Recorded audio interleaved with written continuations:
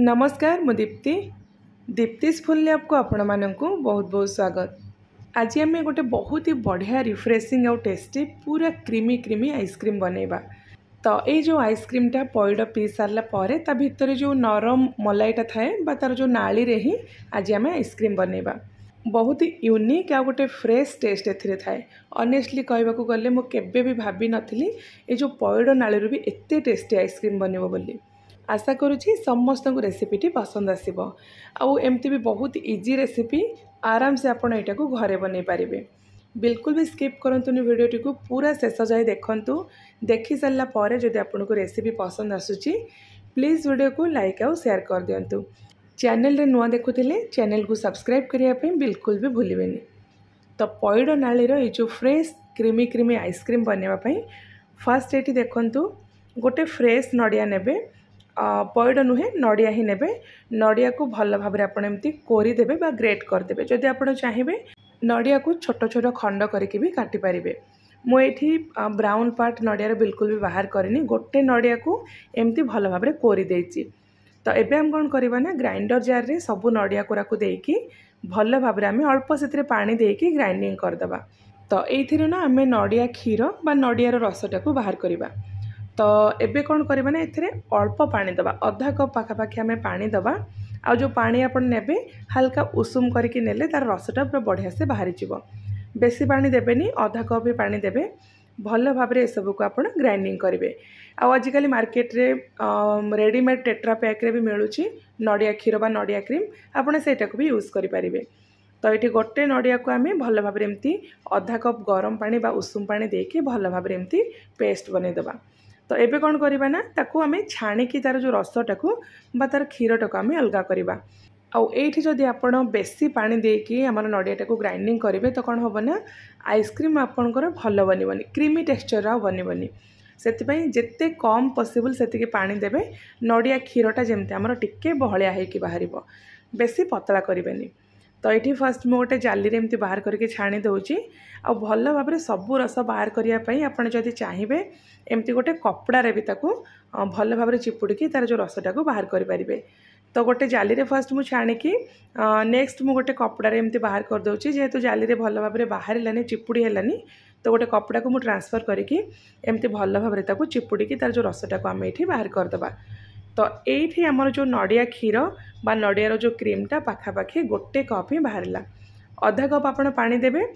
अधा कप पानी देले गोटे नड़िया पाखापाखि आमर गोटे कप बा गोटे कप टिके बेसी आपणकर नड़िया क्षीर बाहरी पारे डिपेंड करुच्ची नड़ियार साइज उपरे।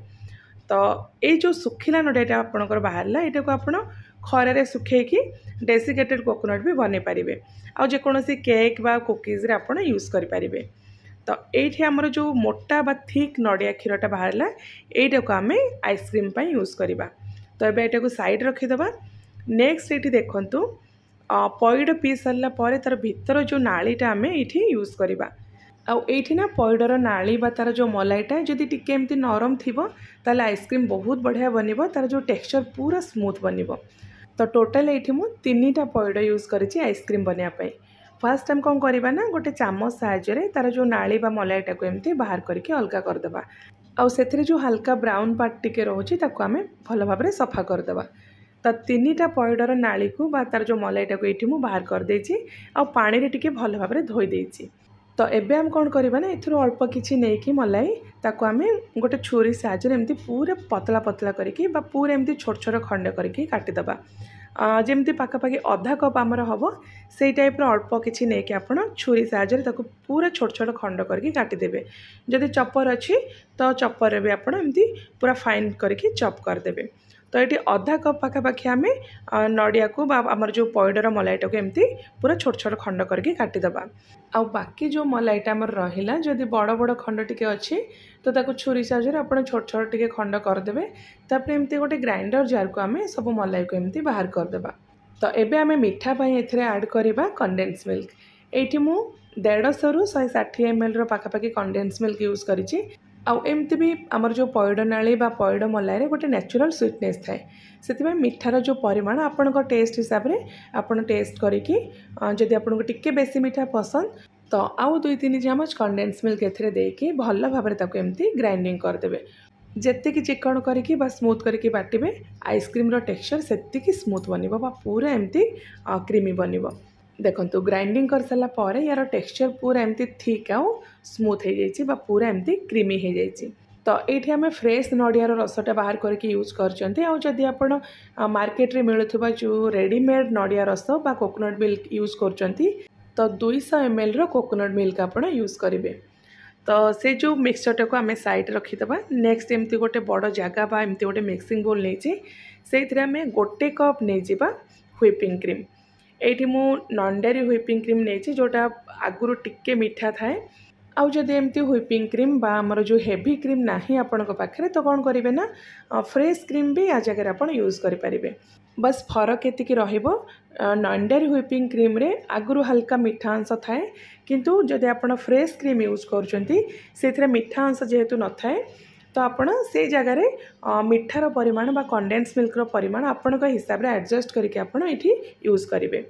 ତ ହୁଇପିଂ କ୍ରିମ୍କୁ ଆମେ ପାଖାପାଖି 1 ରୁ 1.5 ମିନିଟ୍ ପାଇଁ ଏମିତି लो ସ୍ପିଡ଼୍ରେ ହୁଇପ୍ କରିବା।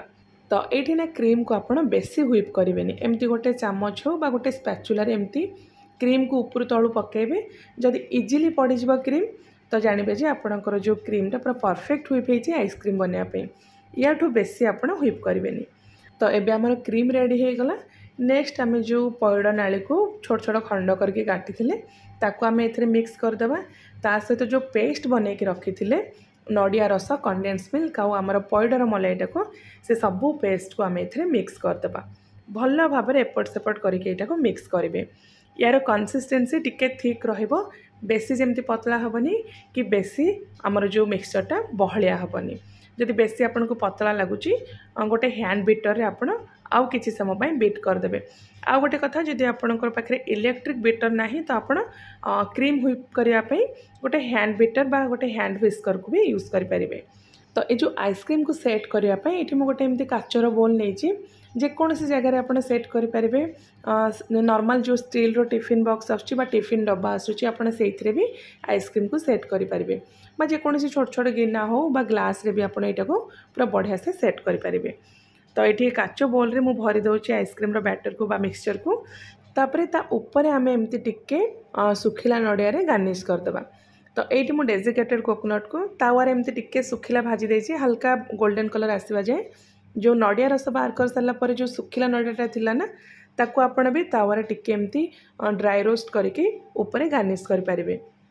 ଆଉ ଯଦି ଆପଣ ଚାହିଁବେ ଆପଣଙ୍କର ମନପସନ୍ଦର ଡ୍ରାଏ ଫ୍ରୁଟ୍ସକୁ ବି ଉପରେ ଚପ୍ କରିକି ଏମିତି ଗାର୍ନିଶ୍ କରିପାରିବେ। ତ ତା ଉପରେ ଏମିତି ଗୋଟେ ଫଏଲ୍ ପେପର୍ ଆମେ ର୍ୟାପ୍ କରିଦେବା, ଭଲ ଭାବରେ ଆପଣ କଭର୍ କରିଦେବେ ବା ସିଲ୍ କରିଦେବେ।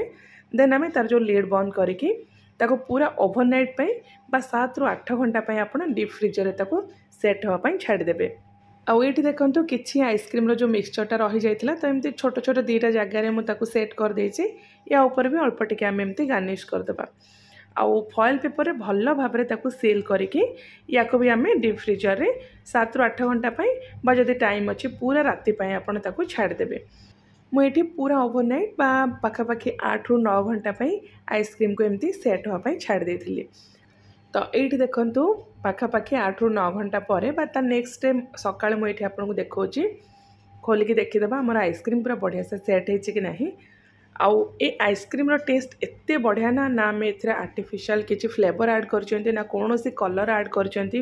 ତଥାପି ଗୋଟେ ବହୁତ ହି ବଢ଼ିଆ ଫ୍ରେଶ୍ ନଡ଼ିଆ ବା ଆମର ଯେଉଁ ପଇଡ଼ର ଏଥିରେ ଟେଷ୍ଟ ଥାଏ। ଆଉ ଖାଇବା ପାଇଁ ଏତେ ଟେଷ୍ଟି ନା ଯଦି ଆପଣ ନ ବନେଇବେ ୟାର ଟେଷ୍ଟ ବିଲକୁଲ ବି ଜାଣିପାରିବେନି।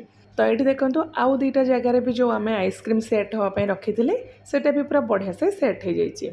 ଏବେ ତ ଖରାଦିନ ଏମିତି ବି ଚାଲିଛି, ତ ସମସ୍ତେ ଅଲଗା ଅଲଗା ଟାଇପ୍ର ଘରେ ଆଇସ୍କ୍ରିମ୍ ବି ବନାଉଥିବେ, କିନ୍ତୁ ଏଇ ଯେଉଁ ଆଇସ୍କ୍ରିମ୍ଟା ପଇଡ଼ ନାଳିରେ ଆପଣ ଥରେ ବନେଇକି ଖାଆନ୍ତୁ, ମୁଁ ସିଓର ଅଛି ସମସ୍ତଙ୍କୁ ଏଇଟା ପସନ୍ଦ ଆସିବ। ତ ଏଇଟା ଗୋଟେ ମଷ୍ଟ ଟ୍ରାଏ ରେସିପି, ସ୍ପେଶାଲି ଖରା ଦିନରେ ନିଶ୍ଚୟ ଥରେ ଆପଣ ଏଇଟାକୁ ଟ୍ରାଏ କରନ୍ତୁ, ଘରେ ବନାନ୍ତୁ, ନିଜେ ଖାଆନ୍ତୁ, ସମସ୍ତଙ୍କୁ ଖୁଆନ୍ତୁ। ଆଉ କେମିତି ଲାଗିଲା ଆପଣଙ୍କର ଯେଉଁ ଭ୍ୟାଲୁଏବୁଲ୍ ସଜେସନ୍ ବା ଫିଡ଼ବ୍ୟାକ୍ ମୋ ସହିତ ସେୟାର କରନ୍ତୁ। ମୁଁ ଆଉ ଥରେ ଆପଣମାନଙ୍କ ପାଇଁ ଗୋଟେ ବହୁତ ହି ବଢ଼ିଆ ନୂଆ ରେସିପି ନେଇକି ଆସିବି। Till then take care and bye bye.